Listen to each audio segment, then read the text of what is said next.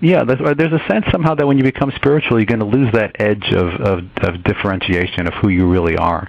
That's right. And what's really interesting about that, the opposite is true, because when we act from these egoic needs for security, we're all pretty much the same in that way. There's not a lot of differentiation. We may act it out differently, and we think that acting out is what makes us different, but it's really all the same. And it's when that's gone and you act from a truer self that your true self, your unique self, emerges, and that you really get in touch with who you really are and why you're really here. Because just chasing security all the time, we all do that. That's our animal instinct, and there's not a lot of differentiation in that. And candidly, security is pretty ephemeral. I mean, to the people, for example, who worked for 28 years and stored up a pension in a company that was a natural gas pipeline, this is an actual example, in Ohio, that was acquired by Enron and 2 years later was wiped out. Mm-hmm. I mean, they thought they were secure up until the last day. Right. And then they were left penniless. So, I mean, to me, security is very ephemeral. There's this great biblical passage, and I don't want people to think that only Al and I talk about biblical passages all day, but it's sometimes, like wisdom that's been recorded 2,000 years or more ago, sometimes it's worth repeating. Yeah, that's right. And this was in the words of purported to be the words of Christ, was, why store up? Remember, in the ancient times when Christ lived, one of the ways that you collected and stored wealth, because you didn't have bank accounts, in the safe way, you would buy rugs. And those rugs, if you kept adding them up, not only did you need to use them every day, but they were exchangeable for other goods, so it was a storehouse of value. The other thing you would do is metal objects that you would store up, and you could make urns, and you could make pictures and things, and you buy these precious objects, and you could then trade them later if you needed to buy something else. So Christ had this great quote, which I love, which is, why store up your riches where the moth consumes, meaning the moth can eat the rust, and rust invades? Right. Why not store it up and sell it instead in yourself? Sure. In other words, why not make yourself. And I wrote a book with another author many years ago called The Innovation Game, Rules for Winning in a World of Change. Robert Tucker, my co-author in that book, has gone on to be one of the innovation gurus in the world, a good friend and a member of the Academy. And one of the things we noticed is if people would start to, quote, ink themselves, like INC, what they would do is they take a look at the balance sheet of their life, and once they've got a clarity on that, they'll know how to deploy their assets to maximize their cash flow.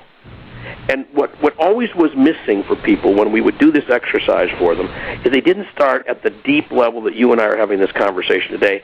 They called the balance sheet, they thought that was the house they owned or the car they drove. Instead of looking at the balance sheet of their life as, who is the essence of the being that I am, and what is the strength that I come from that's uniquely mine, and how can I deploy that in the world? If there's a formula for success, that's it.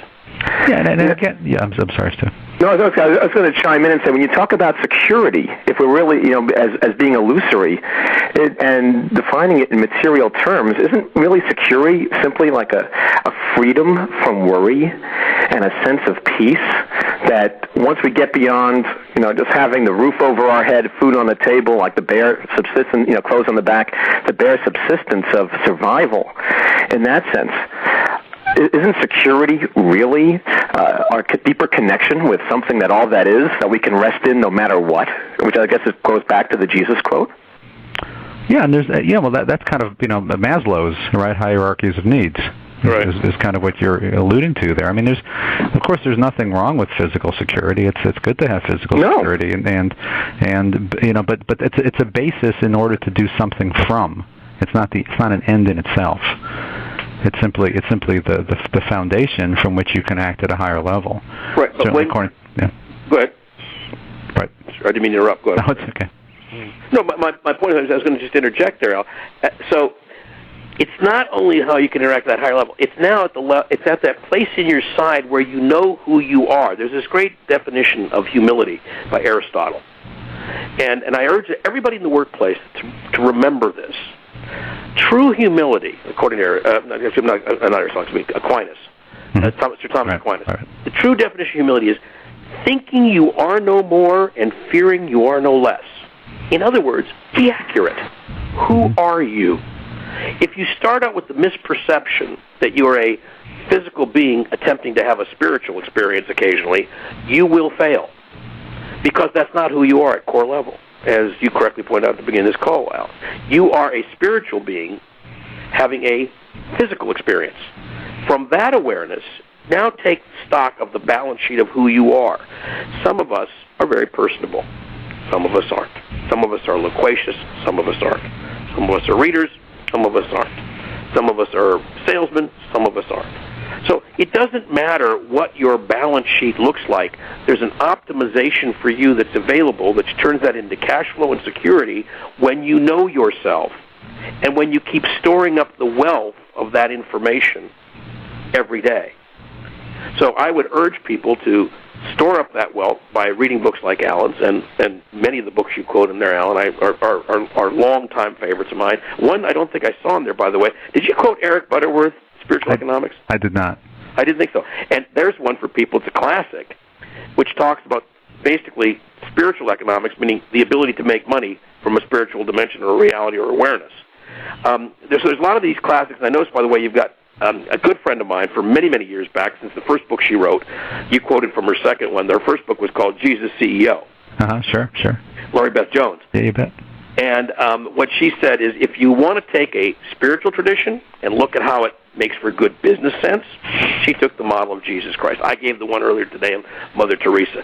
But totally detached from that level of learning and knowledge about historical religious figures, there's this basic awareness of who you are. Even if you were alone in a cave and you never read a book, who are you? And if you can bring the who are you through that journey every day to work, you will be successful being the who you are. And it's very important for people listening, and I come across this a lot, to differentiate between spirituality and religion. And I think some people resist. There's a faith at work or a spirituality at work movement, and some people resist this because they think it's going to mean proselytizing or some kind of fundamentalism with religion. And again, spirituality, as I define it, and I think most theologians do something around it like this, is simply a living experience of a connection. And what religions are is a repository of those experiences from others who are meant to teach us. But we tend to get that upside down.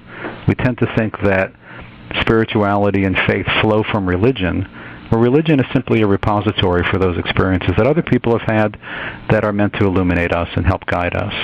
Absolutely. And I think if we see it from that perspective, it's not so scary.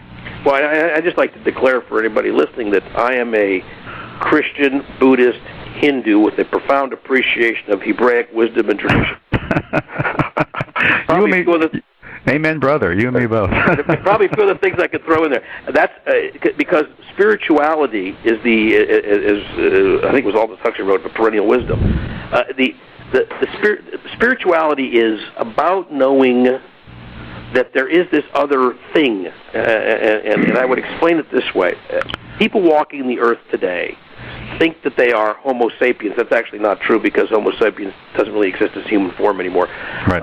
We are now Homo sapiens sapiens, which means the man who knows, or the woman who knows, the man who knows they know. So that's what we are theoretically, Homo sapiens sapiens, which is articulating the concept of reflective consciousness.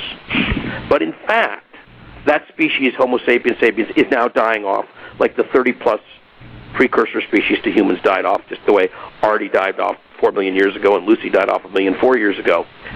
What we are today is what my friend Barbara Marx Hubbard in a fellow Academy calls Homo noeticus.